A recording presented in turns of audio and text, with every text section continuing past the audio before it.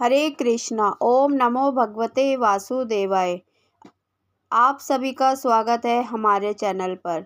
सबसे पहले आप सभी को आघान मास की बहुत बहुत शुभकामनाएं। इसके मार्गशीर्ष का महीना भी बोला जाता है। वेदों में ना देखो, श्रीमद् भागवत महापुराण में या फिर गीता में, दोनों में ये वर्णन है।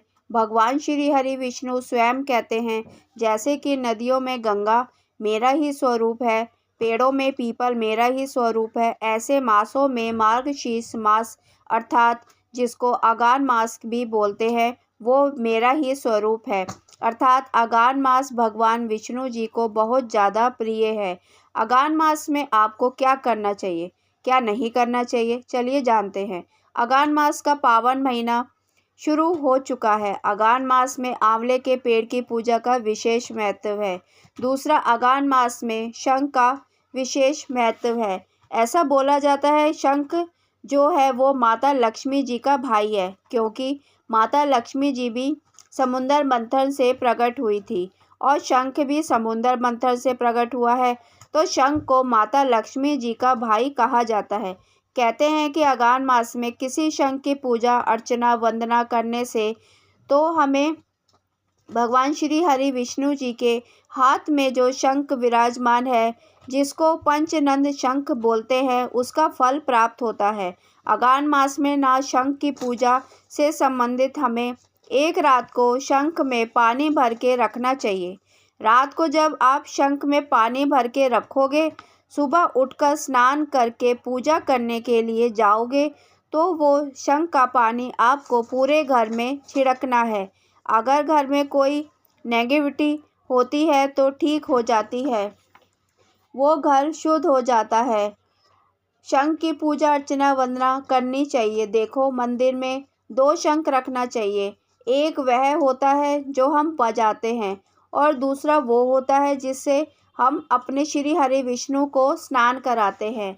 ऐसा बोला गया है शास्त्रों में कि आघान के महीने में अगर आप शंख में पानी भर के उसमें हल्का सा चंदन डालोगे और श्री हरि विष्णु के ऊपर डालोगे, तो आपको अनंत गुना फलों की प्राप्ति होगी। अर्थात हरि विष्णु को स्नान कराएंगे तो आपको बहुत अधिक फल की प्राप्ति होगी। आघान के महीने में शंख के द्वारा और थोड़ा सा उसमें चंदन डाल के श्री हरि विष्णु का अभिषेक करना। भगवान के किसी भी स्वरूप का अभिषेक कर सकते हैं, चाहे वो बाल गोपाल हो, लड्डू गोपाल हो, विष्णु जी हो, बहुत ज़्यादा शुभ माना जाता है। अगर बच्चा देरी से बोल रहा है तो आप शंख का पानी उसको अवश्य पिलाएं। आघान के महीने में शंख की पूजा का विशेष प्रावधान है। तो आपके घर में जो भी शंख है, वैसे तो दक्षिणावर्त शंख की पूजा अर्चना वंदना करनी चाहिए आघान के महीने में। लेकिन अगर आपके घर पे कोई भी शंख है, आप उस शंख पर चंदन का तिलक अवश्य करें। याद रखिए, पूजा वाला शंख कभी भी बजाया नहीं जाता और बजाने वाला शंख की कभी भी पूजा नहीं की जाती। अगर आपके घर पे एक ही शंख है तो आप उसको पानी से शुद्ध कीजिए, उसके बाद उसके ऊपर तिलक कीजिए, उसके अंदर पानी रख के पूरे घर पर आपको छिड़काव अवश्य करना चाहिए। शंख को पुष्प समर्पित कीजिए, चंदन का तिलक लगाइए, हाथ जोड़ के प्रार्थना कीजिए कि जैसे आप माता लक्ष्मी जी के भाई स्वरूप हो, वैसे ही आप मेरे भी भाई स्वरूप हो। आप मेरी भी जिंदगी की जो नैया है उसे पार लगाइए।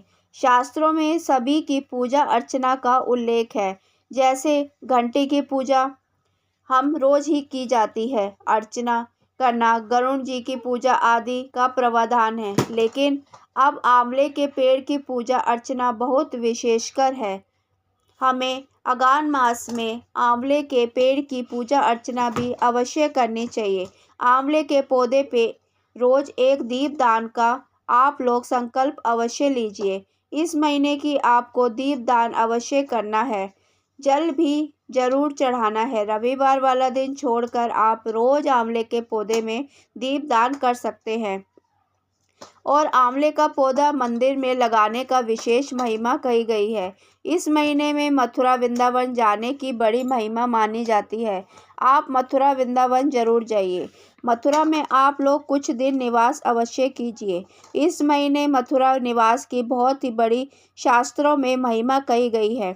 ये जो महीना होता है इसमें जीरा खाने की मनाही होती है। इसमें जीरा और खीरा आपको नहीं खाना है। बाकी आप किसी भी प्रकार का भोजन खा सकते हैं, लेकिन सात्विक भोजन अवश्य खाना चाहिए।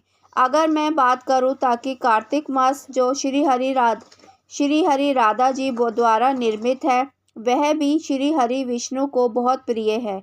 और मार्गशीर्ष का महीना जिसको अगान का महीना कहते हैं, इसमें तो स्वयं भगवान विष्णु जी की कृपा बनी रहती है, क्योंकि 4 महीने की योग निद्रा के बाद भगवान श्री हरि विष्णु जी इस महीने में अपना जो कार्यभार है वो संभालते हैं।